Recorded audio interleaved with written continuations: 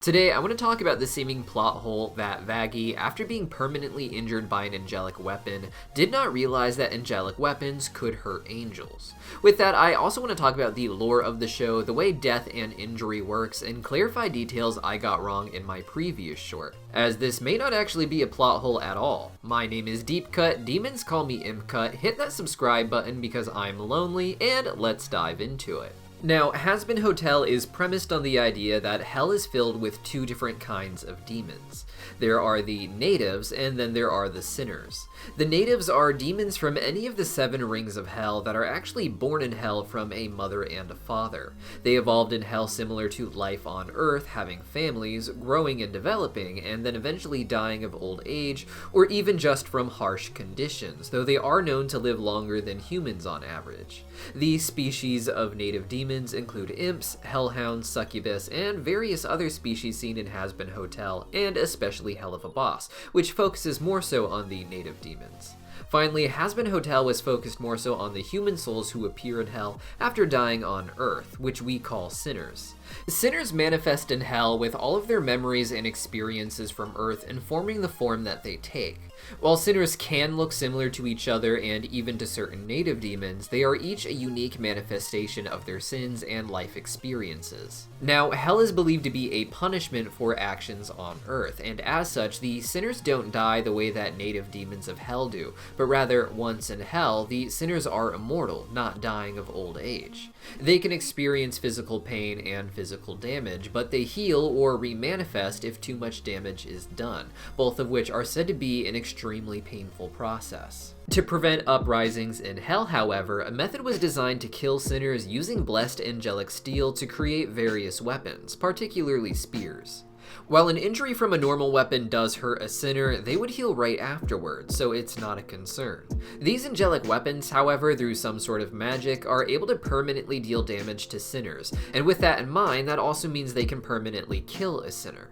According to early live streams with VivziePop, the soul of a sinner, when killed by these weapons, leaks into the environment of hell, creating pools of spiritual evil that cause the mouths and eyes to grow all over the place that we see in the background. Apparently, this does not pool in equal distribution related to the death location of a sinner, but rather, certain parts of hell are known for having more of the evil essence of sinners leaking into their area, leading to more monstrous plants and animals developing there. According to VivziePop in an early live stream, one such place is called Wonderland, though she noted that we probably would never see this place on screen.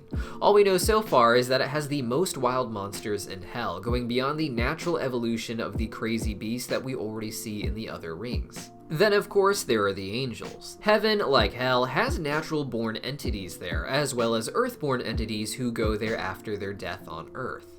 At the start of the show, the angels are believed by both parties to be essentially immortal, with angelic weaponry not being known to kill them the way it does sinners. However, one of the exorcists ends up permanently dead when Carmilla uses her own angelic blade on her, though even Adam seems confused about how this could have happened, which leads to the supposed plot hole.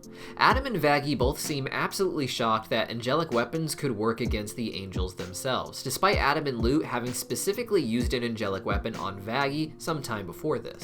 As we now know, Vaggie is not a sinner, but one of the exorcists from up in heaven who used to come down to kill the sinners each year. However, after sparing a child, Lute ends up cutting out Vaggie's eye with her angelic blade and then rips off Vaggie's wings. But despite what I said in my previous video, it looks like she doesn't actually use her angelic blade for this and just rips them off with her hands. Vaggie lives with these seemingly permanent injuries, but then she acts surprised when Carmilla explains that it's angelic weapons that can kill and injure angels. Now, it makes sense that an earthborn human who dies and goes to heaven would have very similar rules to a human who dies and goes to hell. They are both souls that have simply manifested where they manifested and have taken on a form accordingly. Thus, whatever weapon could work on a sinner should work on an exorcist or earthborn winner, as Adam calls them. The characters, of course, don't really have any reason to think about this, other than Vaggie because of the damage she sustained from Lute, and Lute and Adam who dealt that damage. However, it's important to realize that Lute did not necessarily know know what would happen when she used an angelic weapon on an angel. We have seen that the angels, like sinners, can get hurt and receive injuries from something that isn't an angelic weapon. The exorcist likely had received injuries in the past from battle, and this shouldn't be shocking, but like sinners, they can heal, and likely they can even remanifest if they face enough damage. When Lute took out Vaggie's eye, she may not have thought about it being any different from ripping out Vaggie's wings by hand, something she believed Vaggie would heal from, as all angels seem to do. Later in episode 7, we see that Vaggie can heal her wings, and that for an angel, this is more so a choice, with an angel also not having the extreme pain it would seem, but instead glowing lights as she heals herself. Her eye, of course, does not heal, because as she had just learned from Carmilla, injuries from an angelic weapon are permanent for angels. All this time, Vaggie had been hiding her wings because she didn't want Charlie to know that she was an angel, and thus she never had a chance to heal. When Charlie found her, she would have to play the part of a sinner, acting as if she had received permanent injuries. And at that point, she probably thought that she could heal not just her wings, but also her eye, but she had to hide it. When Vaggie finally does heal her wings, it's not just because she can show them in front of Charlie now, but seemingly to confirm if what Carmilla said is really true, using herself as an example.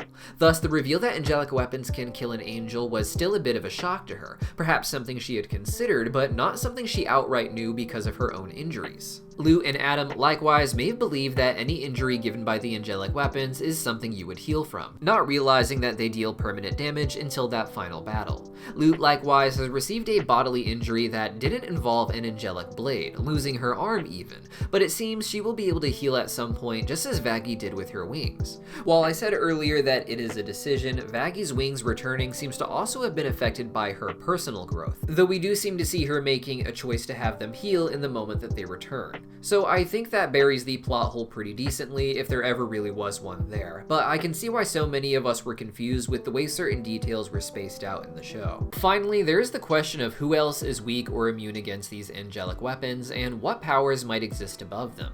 The lower class native demons of hell like imps and succubus can be killed by regular weapons, but blessed weaponry should have an extra powerful effect on them.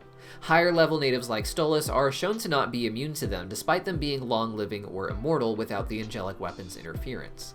Series writer Adam Nayland has said that Lucifer is so powerful that he can't be killed by an angelic weapon and can only be smited by a more powerful entity than himself, such as, say, Sarah, the leader of the Seraphim. This smiting process I imagine to be similar to Adam's beams of holy light.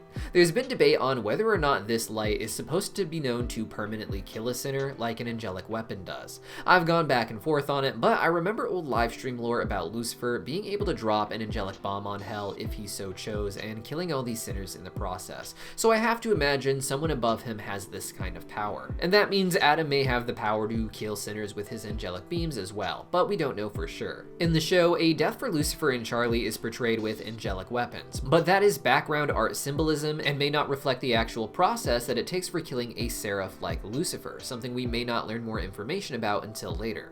It's something we have conflicting information about, so it's hard to be 100% certain, but hopefully as we get into season 2 and eventually 3, we'll get a solid confirmation on this, as Charlie and Lucifer become the targets of enemies and potential executions by trial if things get even crazier in the show. If Adam's light is able to completely kill a sinner, however, it raises a lot of questions about the nature of things in the show, with Serpentius ending up in heaven, a complete game changer of the rules. But of course, I have a dedicated theory video for that coming out right around the corner, so hit that subscribe button so you don't miss it, and if you haven't seen it yet, go check out the latest video where I reacted to all of your comments. See you guys there.